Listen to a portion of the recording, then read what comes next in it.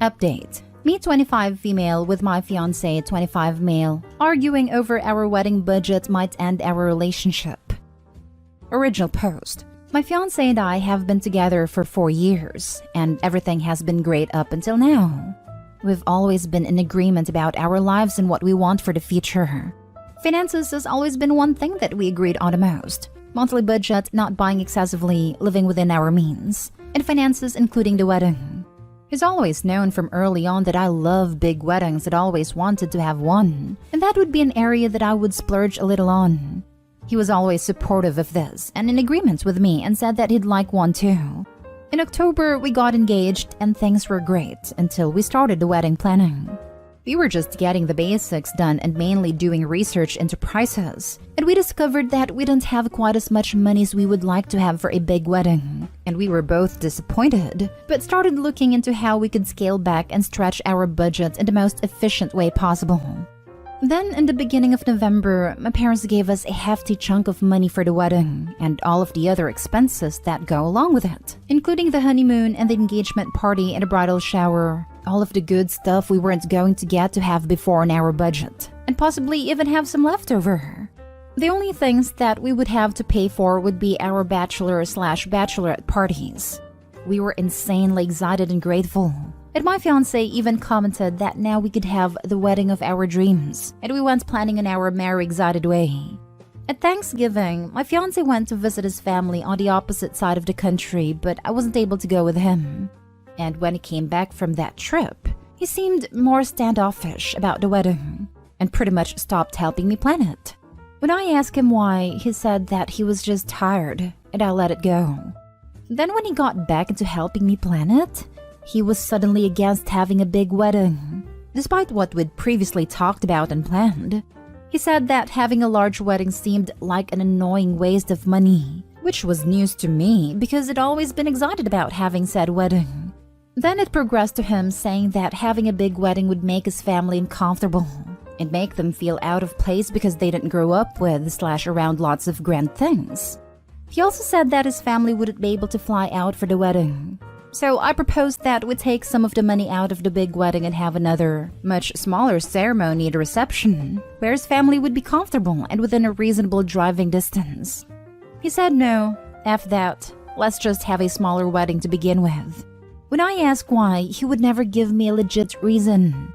He would always dance around a question and cause an argument that was off the topic of the wedding. We stopped planning the wedding and things were pretty strained for the next little bit of time up until Christmas. We flew out to see his family, and they weren't very welcoming towards me at all. Christmas Day was basically just them being condescending about the budget and wedding in general, including opening presents where they would make comments about if it was good enough for me, which was shocking because that's never been an issue in any interaction we'd ever had, or in my life in general. The whole day just basically went like that. When we got back to our hotel, I asked my fiancé what the heck all of that was about. He pretended to not know for a while. Then he told me that when he went for Thanksgiving, he told them about the wedding budget and they said that it was too much for a wedding.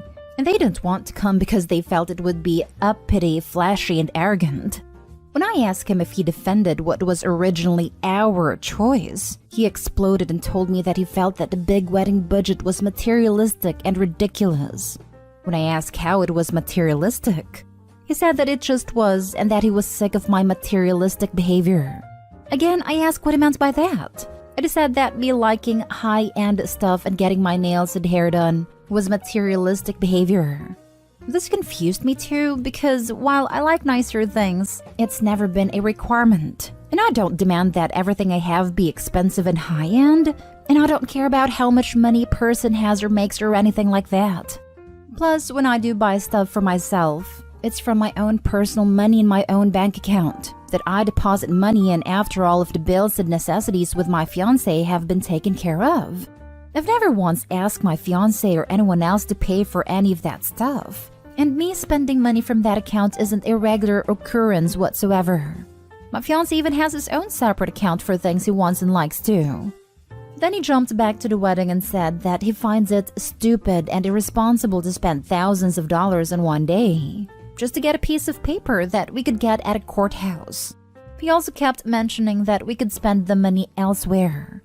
When I asked what exactly he meant by elsewhere, he didn't have an answer and just kept saying that we could spend it on better things, like a new house or cars or something. We bought a nice house 2 years ago, so that argument was out. We each have nice running cars, so that was out. And we can't have kids, so that's out too. And when I brought all of that up to him, he just stormed out. We're back home now and we haven't talked about it because every time I bring it up, he gets pissed and storms out of the room and shuts me down. His behavior in this whole situation and lack of communication with me makes me nervous because something is going on, but I don't know what. If he keeps continuing this way, I don't want to get married to him because I don't know if our future would be like this with other things. It's not about not wanting the wedding, it's just his attitude and the way that he's gone about everything. Now for the top advice before reading the first update. Am I the only person who thinks it would be really rude to take money your parents gave you for the wedding and spend the majority of it on something else? I know that there are a range of opinions in how much input paying for a wedding gives parents/other parties the right to make decisions about wedding details. But if I gave someone, say, $20,000 for the wedding and all of the other expenses that go along with it, including the honeymoon and the engagement party and bridal shower, and they had a $5,000 wedding and spent $15,000 on a new car without consulting me, or offering to give the rest back, I feel like I'd be a bit annoyed. I think you need to tell your fiancé that whatever money your parents gave you that isn't spent on the wedding will be returned to them. I'd be interested to hear his reaction to that. This is the only responsible way to handle their money that was specifically set up for one line item, the wedding. I would be curious what Opie's history was with a significant other's family as well, since this would be odd behavior to see out of the blue. Yes to that. I think the fiancé's family want all the money for whatever greedy reasons they have in mind. It sounds like they did a number on this guy when he visited, laying a massive guilt trip on him and turning him against the whole big wedding idea. It should be made perfectly clear that whatever money isn't used for the wedding will be returned to her parents.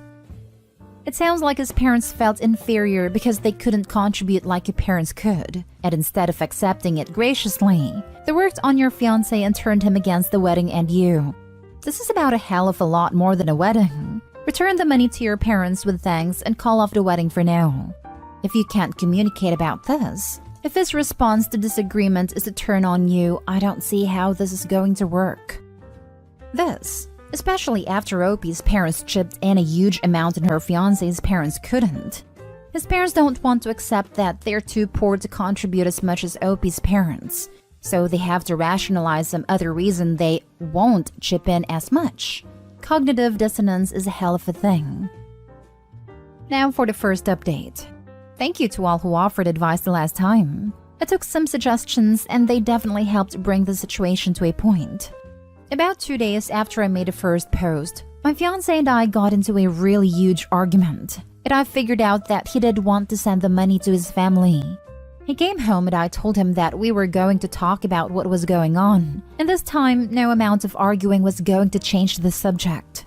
As soon as I said that, we started arguing again, and he kept telling me that the money should be used elsewhere. I told him that my parents gave us the money solely for the wedding, and that any money we didn't use was going back to them, unless they just insisted that we keep it. End of story. He demanded that we just ask my parents if we could keep the money and put it toward other uses. And I told him that I wasn't doing that, and especially if he wouldn't even tell me what those other uses were.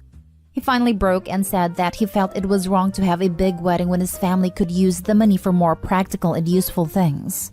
When I asked him what those things were, he meant sending his brother to the college of his dreams out of state. He said that over Thanksgiving when he was with his family, he was telling them about the wedding and the money that my parents had given us, which really wasn't necessary and shouldn't have been discussed in the first place. And his family started telling him about the college his brother wanted to go to and how they couldn't afford it. It really felt bad for limiting him. Then, according to my fiancé, they began asking him how he could go through with a wedding using all of the money that could be used to help pay for some of his brother's schooling and take some of the weight and stress off of their shoulders. He started feeling guilty and they pointed the blame towards me. And because he didn't want to feel guilty, he went along with it. and basically agreed with them and told them they were right when they said that they didn't want to come to a wedding and support someone who didn't want to help them. Just conveniently leaving out the fact that I had no clue how bad their financial situation was, and also that the wedding was a mutual decision. And he said that the reason he was so standoffish and kept lashing out at me whenever I tried to talk to him about it was because he felt bad that he'd changed our plans without talking to me and let me take the blame for something that really shouldn't have involved blame in the first place. When we started discussing why he didn't tell me all of this and apologized from the very beginning when all of it happened, he just said that he didn't feel like it and was going to try to find out a way that he could use some of the money while also giving us both a wedding we were content with. I was, and still am, furious that not only was he okay with throwing me under the bus, but also hiding huge expenses from me. So willing to change our plans without so much as mentioning it to me, and was willing to insult, berate, and hurt me to get his way. When I told him how I felt about all of that, he actually said that he was sorry about that but was happy that he told me, so that I could see his side and we could compromise by cutting back the wedding and take the rest of the money and put it toward his brother. I guess he felt like I would change my mind about everything now that he'd come clean about everything, but when I told him that the money was still absolutely going back to my parents, he got pissed again because they don't need it anyways. We got into an even bigger fight about everything, and we decided to call the wedding off indefinitely until we sort through things. But right now, I'm not even 100% sure that I want to go through with the marriage at all, especially if this is going to be what our future holds. Now for more advice before reading the last update. Holy smokes! I think you did the right thing by calling the wedding off. A marriage is supposed to be a partnership, you and me against the world. He has displayed some very poor judgments here. His behavior basically told you that he puts his family above you. That's not how things are supposed to go. Next, you guys are going to agree to only have you two in the room when you give birth. His mother throws a hissy fit and wants the entire family there, and he supports them, not you. You guys then agree his parents can only visit twice per year. They show up unannounced for a 3-month-long visit and you want them to get a hotel. He gets mad at you and his parents end up staying and criticize everything you do. Then the parents move in. I suspect something like this was going on. I don't see why he should feel in any way that your parents should pay to send his brother to college. WTF? Exactly. The brother can go to another school that his family can afford instead, just like almost every other college student out there. Exactly. Opie's parents have given her the money to spend on a wedding. They have not given her the money to put someone else's kid through college. It would be a totally different matter if Opie wanted to spend her and her significant other's joint money on a huge wedding. But the fact is, the money belongs to Opie's parents and they gave it with the intention of Opie having the wedding of her dreams, and that is the only thing it should be used for. I'm so sorry it's ended up like this, and I think you have made a right decision in calling off the wedding for now. I hope you find happiness and peace in the future through whichever path you take. Best of luck. Now for the final update. Since the last update, my fiancé and I were trying to resolve things, and even got into 2 therapy sessions, and it seemed like things were looking up, and we were on our way to repairing our relationship even though it was a slow process. We went in for our 3rd therapy session and started discussing in deeper detail more about his family and the money issues. We were talking through it, and he still didn't understand why we couldn't just take the money my parents gave us and help his brother, because it technically was a gift. When I told him, again, that we weren't using the money for anything other than the wedding, if we even have a wedding, and I suggested that we use our personal money if we were going to help them, he completely ignored the last part and started yelling at me how selfish my family was because we were unwilling to help his family. He's never asked for serious help for his family before, and when he even asked at all, I helped them. When I pointed the fact that all he had to do was ask but he never did, he said that he shouldn't have to ask for help for our family, but that I should see that they were struggling and want to help them instead of having to be asked. When I told him that I couldn't read his mind, we got into a huge argument in the therapist's office, and he stormed out in the middle of the session.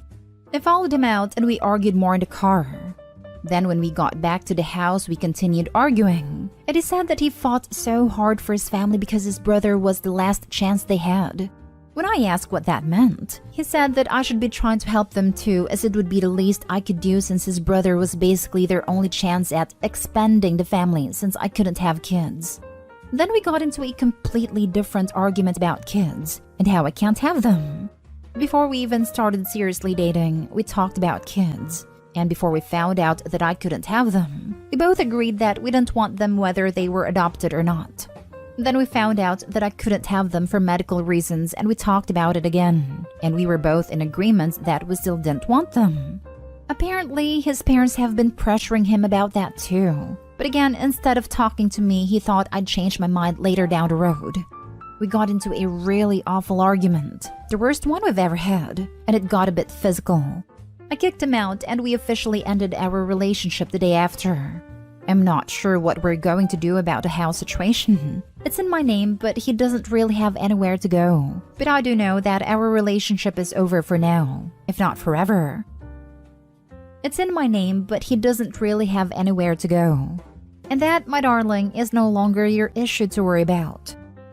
He can move back in with his parents. It shouldn't be a problem since he values their opinions and input so much. My thoughts exactly.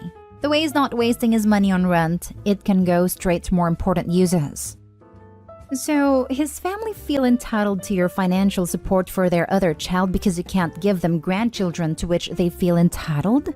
And your fiancé feels entitled to put that crap on you. Wow. I hope you feel suitably entitled to cut their entitled butts out of your life forever, not just for now. Seriously, because finding out you can't have kids even if you decided you did want them isn't hard enough. His parents just went ahead and made her feel even worse. Talk about selfish, entitled a-holes. Good.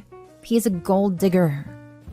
And his family have their excavators at ready too. Does anyone think that sending the brother to college will solve all problems these people have, financial or otherwise?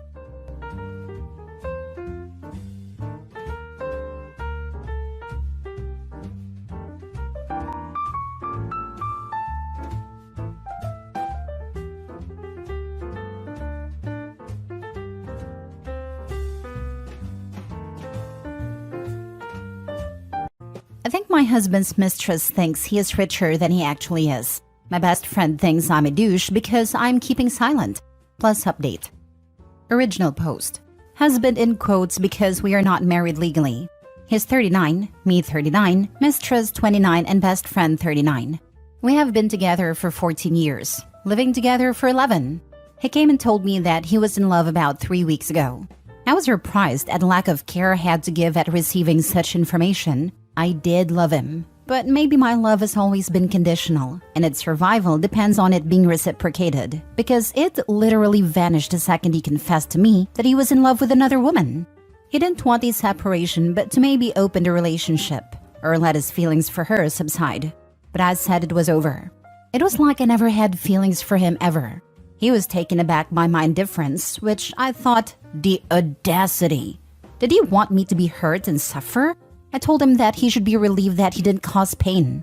Instead, he has been sulking since. Last Friday I got home and mistress was there, sitting in my kitchen sipping my tea. I felt nauseous because, seriously? I told him that this wasn't civil at all, and to never be in my home again or I would call the cops. I went to my room and I heard her yelling at him for not standing up for her. Then I heard her say something very curious. Why haven't you kicked her out yet? He was trying to tell her to lower her voice, whispering, "Later, we can discuss this later." She left and he came to me apologizing. He said, "We didn't have sex here if this is what you are scared of. She just dropped by because I was working from home today." I told him that he had until the end of March to move out and to find somewhere to be during the weekends. This morning I changed all the locks. From now on, he isn't allowed in my place during my working hours. So if he starts later or finishes earlier, he needs to wait for me to come home and let him in. But his mistress words stuck with me, so during the weekend I have been stalking her social media. I think she thinks that he is rich, or at least that he owns my apartment. I think she also thinks that my parents' summer house and boat are his. Unfortunately, the loser has taken her there, probably bragging about his wealth, because her hashtags were all about the good life. I was telling my best friend all of this, but she was more agitated than indignant on my behalf. She told me that he was a scum, not telling his mistress the truth. I agreed. I know, right? But then she said I was no better not explaining to her his situation either. I was dumbfounded, but she was serious. I told her that it wasn't my job to bring back Mistress to Earth, and my best friend got very angry and demanded that I gave her Mistress's username so that she could warn her. No, I said, and she called me a bigger douche than he is then. I don't know what's going on with these people. Have they gone mad, or have I? When did our moral compass go askew like this? Can someone tell me that I am not insane? Now for the top advice before reading the update. Nope, not wrong. Get rid of him and wash your hands. Your bestie sounds delusional. Phew, because I thought something was wrong with me when she got upset. OP, she just demanded that your ex kick you out of your home so that she can move in. Do you really think someone like that deserves the kindness of a heads up? Not to mention she has been drinking your ex's Kool-Aid for a while now and wouldn't believe anything you say anyway, so why waste your time? As for your friend, they are either a current/former mistress, a gold digger, living in the land of sunshine, rainbows, and unicorns, or were never really a friend to you in the first place. When my ex-husband and I had finally decided to divorce, he came to me to ask if I could clear out of the apartment for the weekend so he could have a friend over. I snapped like a tree branch after an ice storm. I said to him, "You want me to clear out of the apartment that I alone pay the rent and bills for so you can have your girlfriend over? You've got balls, I'll give you that." And no, it's not freaking happening. It was the first time he'd seen me genuinely angry and the only time I ever saw him cowed by anything or anyone. Now I regret not having stood up for myself sooner. But what's done is done. OP, kick his butt out of your life. Let him fend for himself, and I suspect he's got a very rude awakening in store. Wow, it is so satisfying to read her response to that. Good for you for standing up. Absolutely. That moment of realization when you know you've had enough and you stand your ground is priceless. It's like suddenly all the nonsense comes into focus, and you're not going to take it anymore. The shock on their faces when they realize the rules have changed is something else.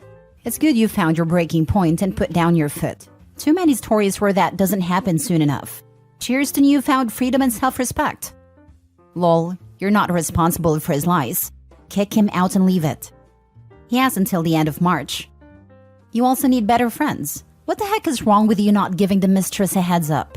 To me, this is a clear case of a fool-arounded find out. I have a feeling friend has been in mistress's shoes. Lol. Exactly what I was going to say. I'd keep her at an arm's distance. She's too understanding of a homewrecker. Some homewreckers don't know what they are getting themselves into. Don't know the guy is in a relationship or have been fed lies about the nature of the relationship. But the friend is concerned that the woman is getting into a relationship for money with someone who doesn't have any? Those priorities are pretty suspect. Now for the update. I did it. I had a showdown with my former best friend via text, and I confronted her about her non-existent support when I went to her with my woes. I told her that she concentrated on the wrong issue. She should have been my shoulder to cry on. She should have shown up with wine, ice cream, and a shovel. But instead, she called me a bigger douche than my husband. She tried to gaslight me, and I realized that she's always been a good gaslighter, so I interrupted her before she made me out to be the villain. I asked her bluntly, "Was your husband married when you started sleeping together? You told us that he was married before. We all knew that, but we were all under the impression that he was married and divorced before you two met. But was he still married? Is that why you related to the mistress and felt sympathy for her? Because you were her?" She didn't answer me until next day to call me a bitter and jealous bitch. Wow. This was the last one-on-one interaction with her, I have decided. She's been my friend since preschool, but now we need to go our separate ways. Not only to save us from future hurt, but also to save our memories together from hurt. I talked to my husband too, and asked him to not make the separation difficult and bitter that it ruins all the happiness we felt being together, because we cannot think back on 1/3 of our lives with resentment. I asked him to take my dad's offer. He offered to help him find a lease on an apartment and pay half a year's rent if he moved out without giving me problems. When I got home, he and his clothes were gone. He left an apology letter saying that he will always love me and never meant to hurt me. So I have finally been able to cry my eyes out, and it felt so good. I've been crying since I got home. I lost 2 of my closest people, but this is what happens when we hit hardships. We see people's true faces. This is my update. I don't know if anything major will happen to make more updates.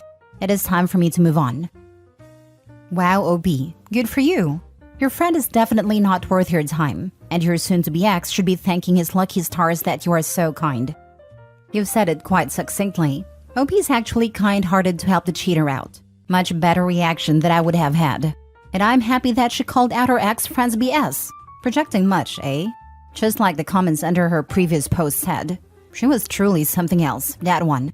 OP, good to cry it out. But hopefully there are better things around a corner for you. Good luck. It is not out of kind-heartedness. I can't just kick the man out without a fight or a bribe. If I had started eviction proceedings, I would need at least 6 months to do so, and I didn't want him in my life for this long. So I'm bribing him. Housing is very scarce, and primary lease is almost impossible. My dad has connections with landlords, so he agreed to move out. He is living with his parents now until he gets his contract. I'm happy it didn't get more complicated. This was what my lawyer advised me to do, because taking the eviction route would have made it drag for months. I feel for OP. How gutting to find out two people so close to you are such dirtbags.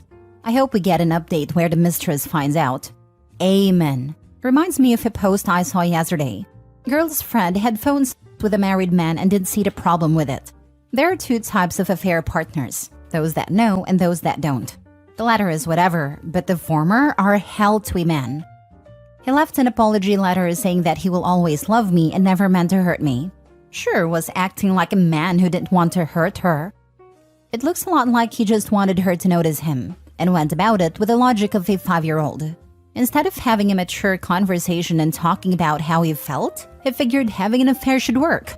The whole thing is written with such a lack of interest, and the offhand comment about her having her own room, that it sounds like the marriage was dead for a long time. The ex just made it official by being a douche. It all sounds to me like she's not responsible for how much of a prick the ex was, but had a hand in getting to that place. I really don't think she deserved that treatment, but I feel like there is more to the story. The BFF is just bizarre though. It's like she was having an argument about something completely different, while the OP was suffering. Last story. I left my wife and it took her over a week to notice. I, male 35, was married to my wife, female 35, for 8 years. I left her 5 years ago. We are child-free by choice. Her choice. I'd always said we had a good relationship and marriage, but looking back, I see that it was good for her. Here is my story. I've always been the nerdy type. Smart, good grades, but never popular. I am from a very well-off family. Due to my grandparents' inheritance and some smart investments my parents did, I did not have to go to college or work and still have a comfortable life. But I love what I did. I met my wife my first year in college. She was in my class and was looking for a tutor. She was a scholarship kid. We spent more and more time together, but never in the weekend. I wasn't the outgoing type, and she would still go out in the weekend. After a while, we started going on dates, and after I graduated, we got married. Looking back, she started making decisions for us as soon as we got together. My wife worked the first half of our marriage, and when her company downsized, she got laid off. She became a stay-at-home wife, who was not at home that much. She had friends she took trips with, had a lot of lunches and dinners with her friends, basically spent my money on her well-off lifestyle. While I remember our love life being passionate in the beginning, it's just that, a memory. When I was 29, I was involved in a car crash. They say a drunk driver totaled my car, but I still have no memory of that day. I was in coma for 2 weeks. After waking up, I had to learn to do a lot again. After 4 months, I went back to work. When I came back home, my wife put me in the spare room. She said it has been like that a while because I was snoring. I kept my mouth shut, but I knew that this was new. The accident somehow gave me clarity of my mind. I could see that a marriage has been over for a while, but I still wanted to see if I could save it. Everything I tried failed. What sealed the deal for me was my 30th birthday. I came home and she was not home. She was having a spa day with her friends. I ordered takeout, watched a movie, and made a decision. The next morning, I went to my lawyer to start drafting divorce papers. I stopped engaging with her, unless absolutely necessary. Slowly, I started selling anything that had any emotional value to me. I left all her stuff for her. I bought a new car and left it at a parking garage not so far from our home. 1 month later, all I had left were my clothes and a couple of laptops, projector, portable screen. Everything I needed to work from the road. I did not quit my job. I arranged for it to be completely remote. 2 months after my birthday, I stayed while my wife was at just another lunch with her girls. I took the new car, packed everything I needed in it, left the divorce papers and a letter on my bed in the spare room, and closed the door to my house for the last time, wondering how long it would take for her to notice. I decided to drive across the country and visit every place I wanted to go but couldn't because my wife didn't want to. We had a prenup, so she had no rights to ask anything. In the letter, I explained. I told her I was leaving, and I would leave her the house and a car and would pay a sum every month for exactly a year. After that, she was on her own. In my own stupidity, I forgot to mention why I was leaving, but this would work out in my favor. 10 days after I left, I got a text from my wife asking me where I was and if this was a joke. She called me, but I didn't pick up. I never pick up the phone while driving. I had an automated text sent that said, "I'm driving and will call back later." She sends me text after text after text. That night, I stopped in a motel and decided to read the texts before calling her back. First, she was asking if this was a joke, then asking when I will come back, then begging me to come back, not knowing why I left. And then she said something. She was sorry and it didn't mean anything and that she will cut him off. She was having an affair. Something I never suspected. I called her cell phone and she was at her parents'. I learned this tactic from TV. She started yelling at me and I hung up. I waited 1 minute and called back. She started yelling again and I hung up again. I waited 2 minutes and called back again. This time, she wasn't yelling and I started talking. I told her that she was going to let me talk first, and after I said what I needed to say, and then she could ask questions. I told her why I left. We were married but living like roommates. Not even roommates, because they at least acknowledge each other. I don't remember the last time we had a conversation, the last time we did something together. I didn't remember the last time we've been intimate, but I know it was before the accident. I told her that for a month before leaving, I stopped talking and sold everything I had in the house, and she didn't even notice. That it took her 10 days after I left before she noticed I was gone. If she had called me on the day I left, I would have turned around immediately. I ended with, "Thank you for admitting to the affair. I really didn't know about that." She tried to apologize, and when she asked me to come back, I asked her why. If she could explain to me why I would consider it. What was in it for me? What would change? She couldn't answer. So I said goodbye and told her my lawyer knows how to contact me. Then I blocked her. The next day, I bought a new phone with a new number and left the old one in the motel. 2 weeks later, I got an email from my lawyer that the divorce papers were signed. I was free. I kept my word. My lawyer already had all documents signed by me that would transfer ownership of the house and the cars to her. The bank automatically deposits a fixed amount to our shared account every month for a year. Where we are now. For the past 5 years, I have been driving across the country, working remotely. I finally had a reason to start social media. I posted online where I've been and where I'm going. I stay in a place for a couple of weeks and drive to the next. My ex-wife started following me on Instagram a year after I left, and out of curiosity, I looked at her public posts. I'm not planning on following her back. She posted pictures with her boyfriend soon after I left. To her credit, she did not badmouth me, at least not on Instagram. 2 months after I left, they apparently broke up. That was the last time I really had an update of her. I also have a life now.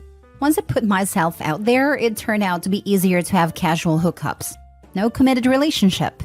Now, after years, I'm going back to my hometown. There is a reunion I want to attend. I'm staying for a month, maybe 2, and then I'm going to Canada. I have no plans of looking up my ex, but I will also not actively avoid her. If I see her, I'll see her. If I don't, I don't. Crazy story. This is a happy way for getting back on your own legs. Don't even meet her. She is selfish and horrible. Don't waste your time with her. She's a gold digger. Good story.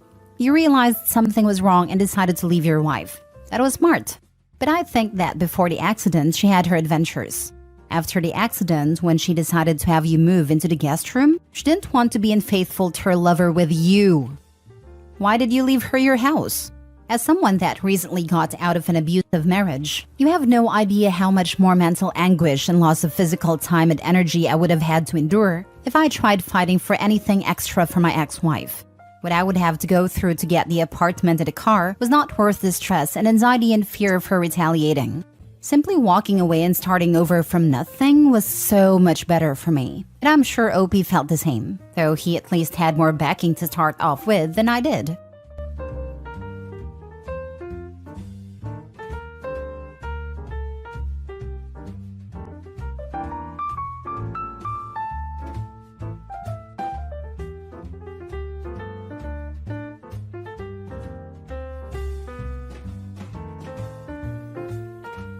Am I the a-hole for losing my temper at sister-in-law after she ruined the meal I made?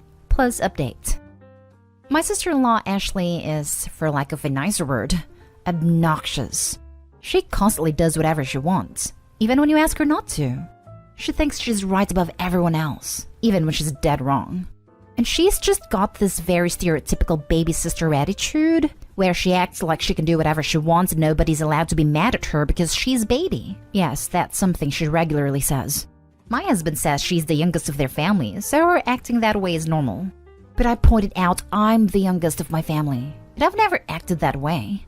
I don't like sister-in-law, but I've been polite and kept a peaceful relationship for my husband's sake. Until today. Today was the first time since 2019 that my husband or I have been able to see our small friend group in person. We all got our shots 2 months ago. I decided to meet up finally for dinner. I cooked while our friends either pitched in ingredients, made appetizers, or brought wine. I made some pasta ravioli by hand, which was hard. I made enough for me, Hubs, and our friends. But after they arrived and we all caught up while I was finishing the food, sister-in-law showed up. She let herself in and greeted everyone happily. They know her and said hi, but I subtly asked Hubs what she was doing here. Turns out, he'd mentioned the gathering to her, and I guessed she assumed she was invited? I told him to tell her to leave, because she can't just invite herself like this.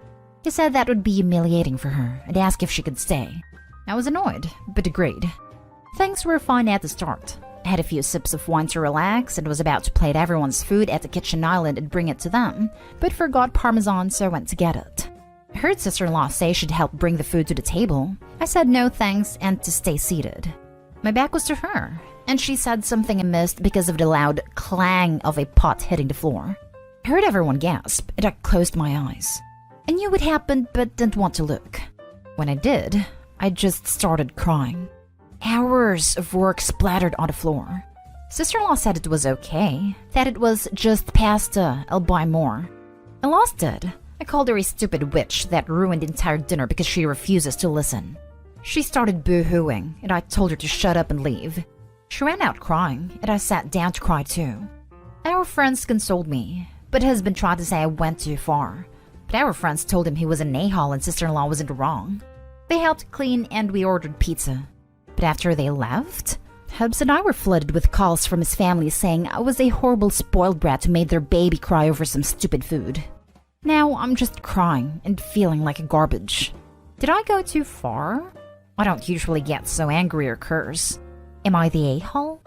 Edit. Hubs said he understands I'm upset the food was wasted, but he doesn't think my outburst was warranted and was actually kind of extreme. Tomorrow's his off day, and I told him he's going to be making the dish like I did, by hand and on his own, and then at the end we'll see if he thinks my outburst was unwarranted. Now for the top comments before reading the update. You're the a-hole, but justified a-hole. From her perspective and her brother's, your husband's, you went nuclear. She's highly entitled and been brought up this way. You can't change her. And from your story, her family still continues to encourage her. Maybe she's clumsy. Maybe she spilled it on purpose. But either way, you're not going and spoil the food. This may not be your hill to die on, but if you're glamorous and being the baby, play along. Oh no, no wine for you, you're still a baby. No thanks, I don't need help. This is a big girl thing, maybe when you're bigger. Sorry, this dinner's for grown-ups and you're a baby. I'm incredibly petty though. This actually made me smile a bit. Thanks. Part of me really wants to do that to her. See how long she lasts before she throws a tantrum. Well, if she throws a tantrum, that typically means the baby needs to go down for a nap, or maybe a bottle. Made their baby cry? She needs a serious wake-up call. And if she cried over it, then good. She needs to get some consequences. My kid's sister is the youngest, and she's mature, thoughtful, and courteous. There's no reason for sister-in-law to be doing this. Not a a-hole. Not a a-hole. You overreacted in a moment of high temper, but she inserted herself into a dinner uninvited, disregarded the hostess's wishes, and then downplayed her disaster. You had every right to be upset, and she decided to then turn the family against you. She's the a-hole. I don't usually flip out like that. I'm very level-headed, but seeing my hours of hard work dumped on the floor just broke me. Update. Welp, Hubs made pasta for the first time today. and it went much like I'd anticipated. He was all confidence that it'll be easy during the first 30 minutes. But towards the end of the first hour, that disappeared as the burn in his arms really set in from making enough dough for almost 60 ravioli. I did not lift a finger to help him knead, since I didn't get any help when I did it. After the dough was done and wrapped up in the fridge, he made a filling, which took another 40 or so minutes. Then the dough was brought out and he had to start crafting the ravioli, all by hand after rolling the dough out. Lord, that went on for ages. Just rolling some dough out, cutting out squares, filling them and putting the top on, rinse and repeat until the dough and filling was all gone. All in all, the entire process from start to finish for him on his own took a little over 4 hours. That's with us not actually cooking any of the ravioli. Also, didn't make any sauce or cook any shrimp for the ravioli to be served in/with. Also, I didn't prepare any salad to go with it. And when I told him this, that there was still more to do, he almost started crying.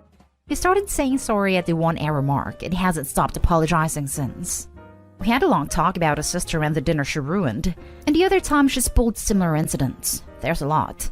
And how him and his family always let her get away with it. He says he knows how they treat her isn't normal and he doesn't like it, but was raised to just go with the flow regarding Ashley. But he said he's going to call her and tell her we need some space from her now. More update. Hubs just got a message from his cousin of Ashley laughing and bragging about intentionally spilling the pasta to teach me a lesson for being such a snobby witch. A handful of you all thought she did it on purpose, but I didn't actually think she did until hearing her admit to it. I have never seen my husband this pissed off before. I don't know what's going to happen now. Next story is titled, Am I the a-hole for breaking up my brother and his girlfriend? My brother has been quite financially successful in life.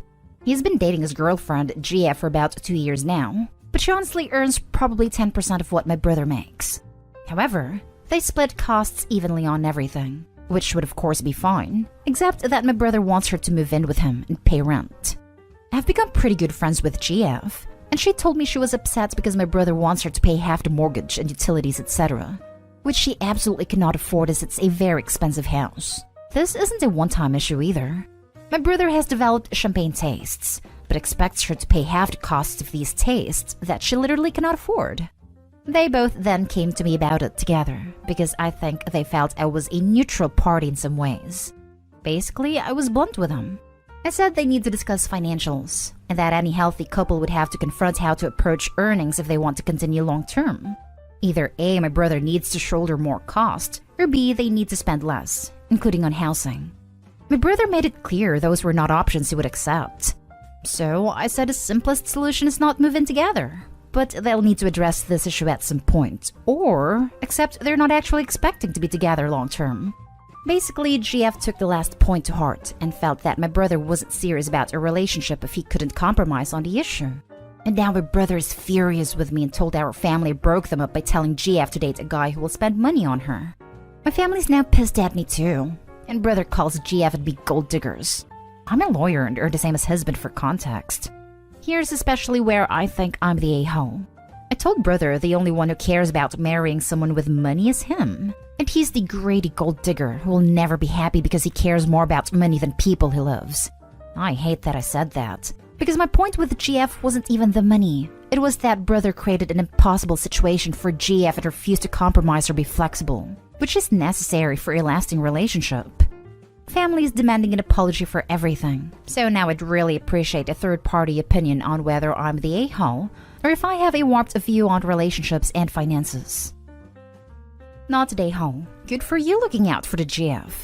I hope she finds someone better. Agreed, but OP, who told your family what happened? You or him? Because if he was the one who told your family, he lied. Or at the very least spun what happened to make himself sound better. Don't accept this. Fight back. Go around to the family and ask them what your brother told them, and then tell them the truth. Unless your entire family is like your brother, they shouldn't all be on his side. Not the a-hole. Not the a-hole. At all. Don't you dare apologize. Your brother and GF came to you for advice. You gave them excellent advice which the GF took to heart. Then brother misrepresented your contribution for sympathy from others. Your brother sounds like a shallow, materialistic person, and everything you said to him is totally correct. Stand your ground. Not today, Hall. You're absolutely right. Your brother is so concerned with avoiding gold diggers that he's insisting his partner drown financially trying to keep up with his expensive tastes. Either he should have split costs proportionally or lowered the living costs to meet her level. If he wants a more expensive place/restaurant/etc., he should be willing to cover the extra. His own behavior and refusal to compromise is what ended the relationship. Now for the next story. Am I the a-hole for telling my sister to get over the sexist mix-up of her twins' names? My sister is really upset, but honestly, I don't know what I did wrong. She had her twin boy and girl in November of 2020. She named them unisex names. Peyton is the boy and Mike is the girl. I never really thought much of it and didn't think it was a big deal. My sister, however, gets extremely upset when people mix up the twins' names. She told me she got upset at the nurse that called them into one of their first doctor's appointments because she assumed Peyton's name was Micah and vice versa. I raised an eyebrow at that, but didn't say anything. Since then, she's gotten into countless dumb arguments about the mix-ups. Some I've been present for. For example, once my friend was over at my house when my sister stopped over with the twins, and when my friend and I were holding them and I had told their names, she accidentally called Micah Peyton when she was complimenting her. My sister audibly sighed loud and made a big show of taking her baby and saying that she hates that people are so sexist and mix up her kids' names. A friend and I were so confused, but we just brushed it off because she left soon after and laughed about it. This happened yesterday, when our old grandmother was over at our house and accidentally thought Micah was named Peyton. My sister snapped at her rudely and I got mad. I told her to not get upset our almost 90-year-old grandmother mixed up her great-grandchildren's names. My sister said it's dumb, that the names are unisex, and if she clearly states who's who, then people need to call them the names accordingly. I told her it's an innocent mistake and not meant to be malicious. She said it's sexist, and that she hates that people are constantly making that mistake and brushing it off like it's not harmful. I told her to get used to it, because it's probably gonna happen for the rest of their lives and to stop complaining, and that since they're twins, their names will always be put together and people will assume the more feminine name is the girl's and the more masculine name is the boy's. She said that thinking is sexist and I'm a Nahal enabler. Now for the top comments. Okay, so if your sister is so adamant that they're unisex, then why would you think it's sexist if they call the wrong one the wrong name? She either obviously and on purpose named them backward to be woke or make a point, or they're unisex, and in that case, it's acceptable and expected that some people will confuse them, as either name could apply to either child. They can't be both unisex and wrong sex applied at the same time. And second point, I call my kid the dog's name, and the dog my kid's name, and they're not even the same species. Right? The sister is arguing against her own logic. She did this on purpose. Also, I can't tell how many times my parents have said a wrong name by accident. Sometimes they call me my sister's name, but every once in a while they go through the whole family, including my brothers. It happens. Not the a-hole. She knew what she was doing when she chose those exact names, and it almost seems like she's taking some pleasure in the fact that she gets to huff and puff and correct people with their horrid sexist attitudes. I'm actually shocked people think that, because honestly, I've heard both names used as boy and girl names. We live in California. I'm not sure if it's regional or not. Last story. Am I the a-hole for not offering to house my sister's family in my new, huge house? I'm male 31, am single and child-free. For the past few years, I've been house hunting, and during 2020 was offered to buy my great-grandmother's farmhouse. It's about an hour away, almost 80 years old, needs a lot of tender loving care and comes with about 15 acres. Originally, I declined, but my grandma offered it at a steal to keep it in the family. The price was worth the land alone, and I loved the idea of restoring it, so I said yes. The house has 6 bedrooms, which sounds like a lot, but they're actually very small.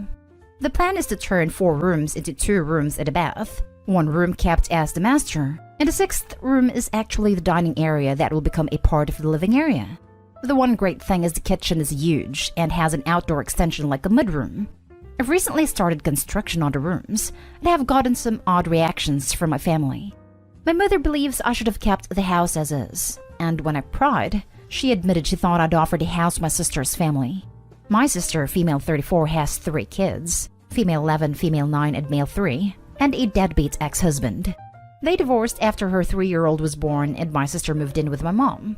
Our parents are divorced, so Dad is not a part of this. My sister's husband moved back to his family's state and only sees the kids a few times a year. The child support is not much because he has a low-paying job. My mom's house is a 3-bedroom. My nieces share a room while my nephew sleeps with his mom. My sister has a job and could rent her own apartment, but wants to save up money instead. My cousin's son, male 15, has started staying as well and sleeps on the couch as his family life is not all that great right now. The house is cramped, but my mother refuses to ask her to leave, and they have started making passive-aggressive comments about me being single and alone in such a huge house. When I asked my sister, she also admitted that she expected to at least be offered to live with me. I told her it's an hour away from her job at school. Why would you want to? She then said she would make the drive to work and change the kids' schools. I told her I won't have the space, and now it has become a fight. My sister got my great-grandma involved, and now my grandma told me I should let them live with me because the house is family property. Now even my 15-year-old cousin is asking about staying with me. So am I the a-hole? Not the a-hole. One is never responsible for their family's situation. You are not obligated legally or morally to house your family. Stick to your guns, because if you let them in, they may never leave. And the sister expected Opie to at least offer for the sister's family to move in, meaning she also had some wild expectation that with some luck, Opie would offer the entire house outright. Opie, your sister would take over your house if you let them anywhere near it. Continue with what sounds like really awesome renovation plans, and whistle away from your mom and sister when they start up the discussion again. Not the a-hole. Once you bought the house, it was no longer family property. It's your property and you get to decide who lives there. Not the a-hole. If it's family property, they can start covering up money for rent, renovation, and taxes. Your family is apparently full of entitled losers. If I were you, I'd sell the house honestly, and tell them it's because they won't stop bothering you.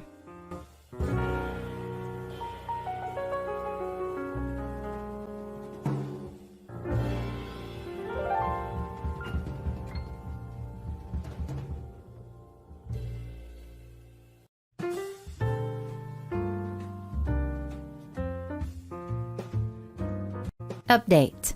Am I the a-hole for not giving in to my brother's tantrums? Original story. I, female 29, recently bought a house and a brand new car. I will admit I probably splurged on my house more than I should. But growing up very poor, it has been always a dream of mine to live in a nice house. I worked really hard to be where I am.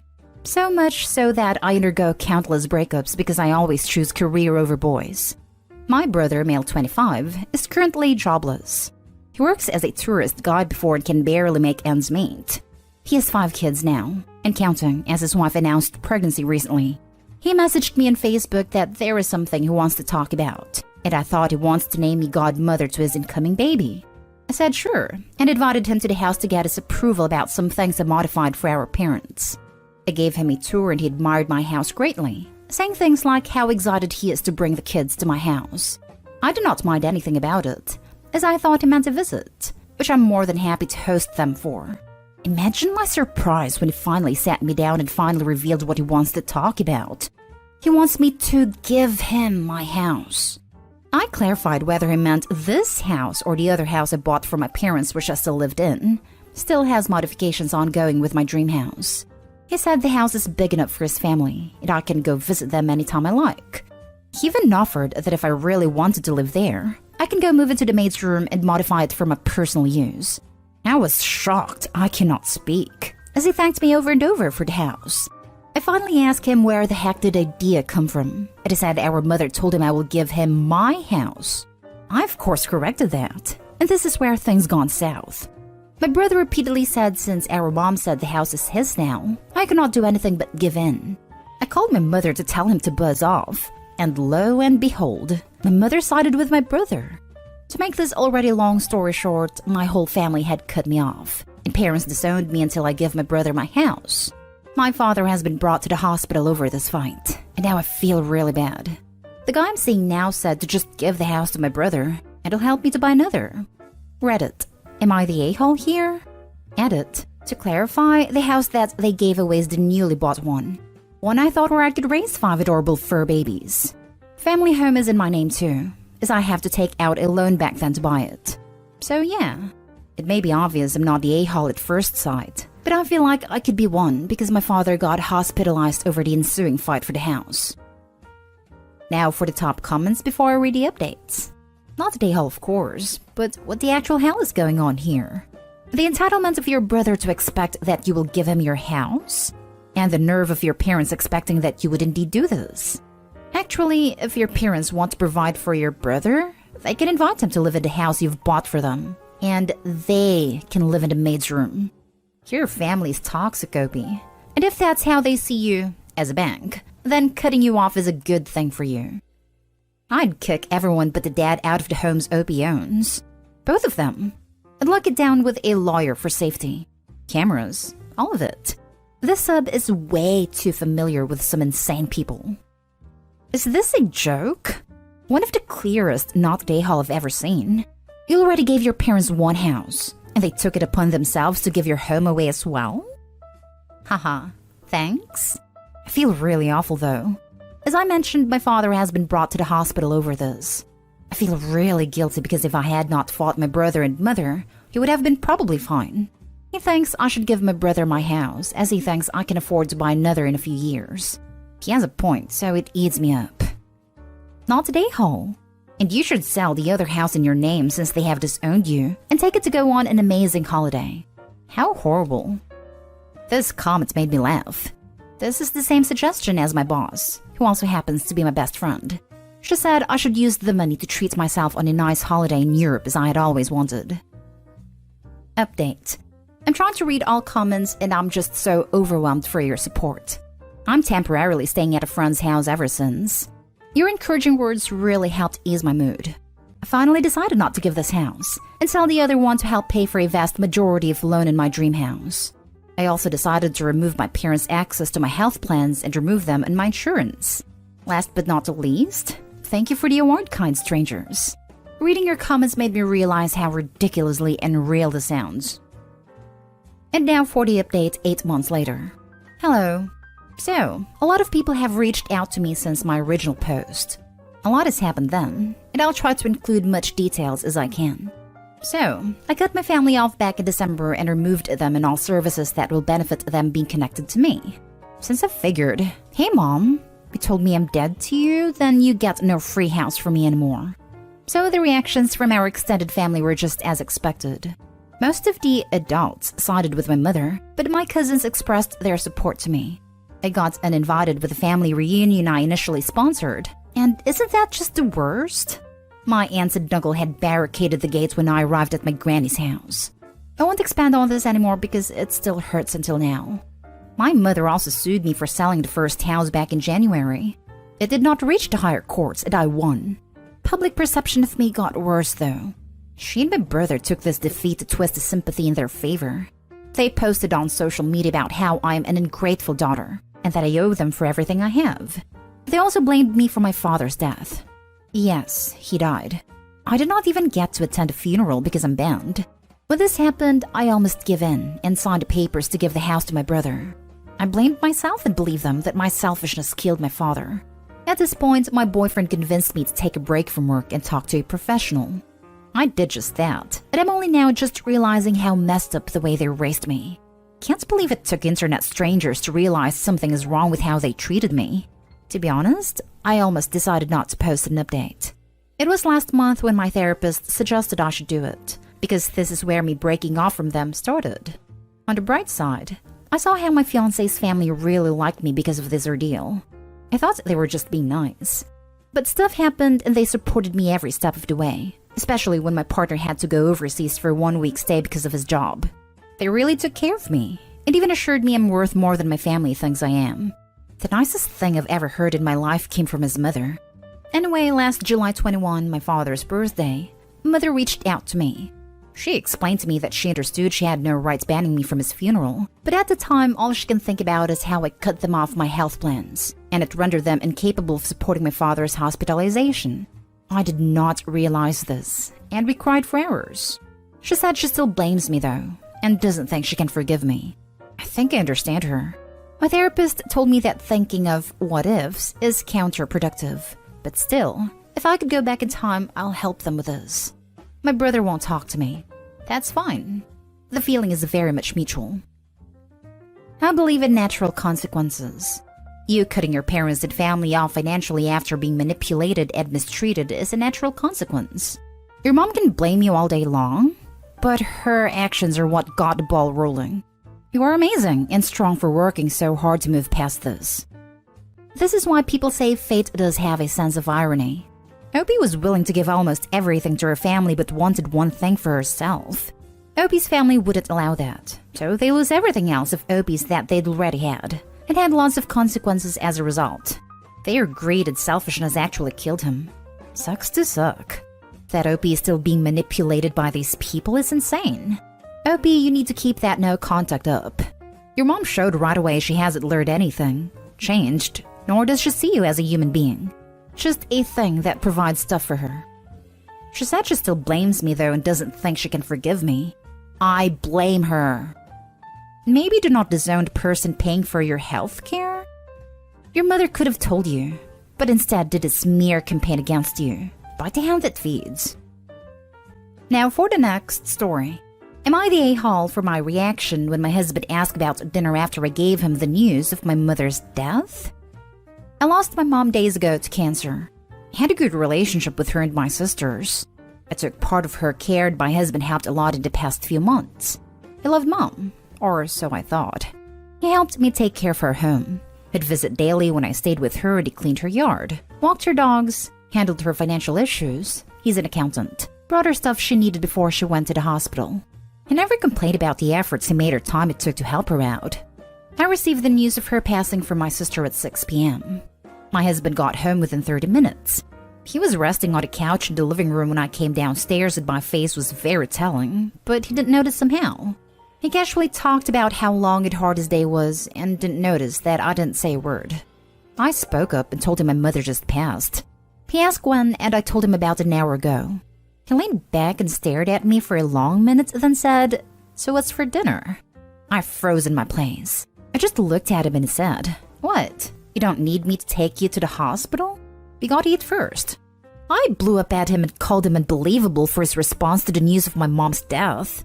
He argued back talking about how he was working non-stop all day without having time to eat anything. Then basically talked about all the things he's done for mom and how he owes nobody nothing. He said he was sorry for needing to eat after coming home hungry after working for hours, and said that my reaction to lashing out was misplaced and unfair. I stormed off upstairs and got ready to go meet my sister. He wanted me to wait till he ate something, but I refused to speak and left. I stayed with my sister after the funeral. He came to try to talk to me, but I felt I wasn't ready. My sister was confused, saying no matter what his response was to the news, my husband doesn't deserve this treatment from me after he helped out, and I should just try to work it out with him, but I told her to stay out of it. Not a-hole. The first thing he said wasn't even, "I'm sorry" or "Are you alright?" It was to ask you what you were going to make him for dinner, an hour after he learned your mother died. He didn't even acknowledge her passing at all before he asked you for food. And then he didn't even apologize for it. He gave you non-apologies and told you why you shouldn't be angry at him and how unfair it was. All while still never offering the bare minimum level of condolences for you losing your mother. I'm so curious about the long pause. He was thinking about what to say. It wasn't a knee-jerk comment, which is what he was implying. He also doubled down on blaming her. And hello, he can't make himself a sandwich? I get the impression that he was thinking that Opie could go back to being his maid now that her mom was dead. Cold? Yes, but I can't think of anything else. He made a decision to offend her. He thought about what he was saying. Not an a-hole. For me, it's definitely that he doubled down on it too. I can give people a pass for saying the wrong thing if they acknowledge they said the wrong thing and apologize, but he did not do that. Wow, not an a-hole. He's a grown adult. He can make himself a damn sandwich. I can't even imagine my husband reacting like that if my mother died. Not the a-hole. That is a sentence one would never expect to hear after telling someone, much less their own partner, that their loved one has passed. I am speechless. What's for dinner? Is he always this unsupportive and indifferent towards you and your feelings? Dear God. You have every right to be outright shocked by your husband's response to such tragic news, and don't let anyone tell you otherwise. I'm so sorry for your loss, and for you having gotten so little support from the person who should have been supporting you the most at the time of your sorrow. I don't know what made him act like that. Yes, he would usually complain about being overwhelmed. I always try to listen to what bothers him. I'd expect him to at least listen to me and comfort me while going through these rough times. My sister said that maybe he expected my mom to pass away, so the news wasn't surprising to him. But still, I'm honestly shocked. I'm not gonna lie. I'm mad. Last story is titled, Am I the a-hole for not wanting to hold my newborn nephew? My sister is mad at me, 21 male, for this. Want to give some quick info first. 2 years ago, my girlfriend and I had a baby girl, but she was born premature, and she was so small. I only got to hold her once before she passed. It was really, really hard. I loved her so much. But now that it's been a while, I didn't think these feelings would come up when my sister announced she was pregnant. We were all happy for her, including me, and thought it was cool to become an uncle. She gave birth and my nephew is a month old. We came over for the first time to her house last weekend, and everyone wanted to hold him. My mom was by me when my sister handed her the baby. And I don't know, but me seeing him moving around making noises, it took me back to thinking about my baby girl. I haven't been close to another baby since my daughter. This would be my second time ever holding a baby and it wasn't my daughter. And in my head I'm thinking, I can't do this. My mom asked if I want to hold him. Told her it's okay, she can keep holding him. And my mom nodded to me like she understood. But my sister joked that her son doesn't bite. So what's the problem? I told her no problem, just didn't feel right. We went on like nothing. My dad held him for a bit and everyone was talking. Again, my sister brings up how come I don't want to hold her son. Do I have a problem with him? I told her no, it's not like that. It's just hitting me right now and I don't know if I feel right holding him. It's bringing up some hard feelings remembering my daughter is what I told her. My sister didn't say anything else, but she was quite mad. We left hours later, then she called me to tell me what she really feels. She can't believe I tried to make it about me during a time when it was meant to be a happy first meeting, and that I'm an A for not wanting to hold my nephew. Because it's like I'm rejecting him and taking it out on him that I don't have a daughter anymore. It wasn't like that, and I tried to tell her it was gonna be heavy for me to hold him, so I didn't think I would be able to handle. She still thinks I was really crappy and she wants a real apology. My girlfriend says screw her. I want to agree. But I don't know if that's the defensive part of me that doesn't think I did anything wrong. Was I an a-hole for how I reacted? Not an a-hole. And holy cow, your sister needs a reality check. She's clearly never had to grieve anything as serious as the loss of a child. It didn't have to become about you, but she kept pushing. Also, she's taking your very real and raw grief and trying to make it about her. Who cares if you hold a baby or not? I don't know about other moms, but I'd be grateful for my baby not being passed to everyone, especially in the middle of a pandemic. Seriously, I was talking to my partner about this the other day. I told them that if we had children together, I was uncomfortable with other people outside of ourselves kissing or holding for the first month at least. After that, holding would be fine, but I still probably would be uncomfortable about kisses for the first 2 years. This would be my first kid, so I'm probably being a little overprotective. But I've seen so many die at a young age because someone had what they thought was a minor illness and decided to kiss a child anyways. 100%. My nephew ended up in the hospital because my mother-in-law kissed him while she had a cold sore. He was 3. She kissed my 3-year-old the other day, and I almost lost it. Not a a-hole, but I'd also not hold it against your sister just yet.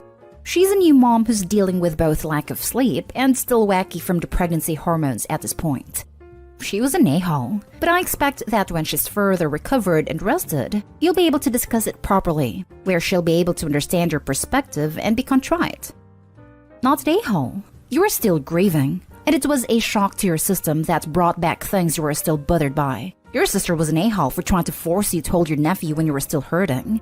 If anything, your sister owes you an apology for her fits of anger and absolute disregard for your feelings. You didn't do anything wrong and didn't know you would be triggered when put in that position.